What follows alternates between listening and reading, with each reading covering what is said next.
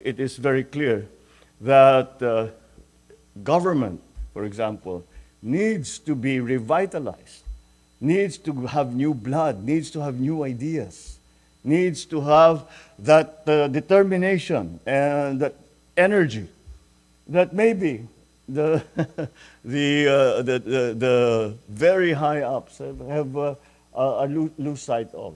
Napakaganda makita na mga kabataan talagang hindi nila tinitigilan ang kanilang paniniwala na ipinaglalaban. Kung meron kayong nakikitang mas magandang pamamaraan, sabihin ninyo, isigaw ninyo.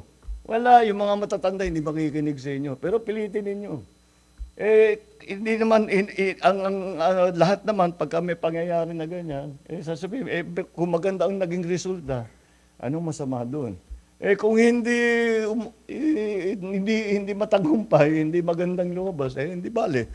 Sige, next. Subukan natin ibang bagay. Subukan natin ibang sistema. Sa pamumuhay natin ngayon, naging napakahalaga ang teknolohiya. Ngayon, sasabihin natin, siyempre tayo, pinag-aaralan namin yan. In my generation, we study. But in my generation, hindi importante ang teknolohiya. Nagugulat kami, makita yung 6 years old, humawak ng kahit na Game Boy o computer, wala, parang walang baliwala. Tayo pinag-aaral, inisip, ito ba yung pipinutin ko ito? And that kind of intuitive and instinctive knowledge from the youth is what we need. And the future is going to be technologically driven. And that is why the natural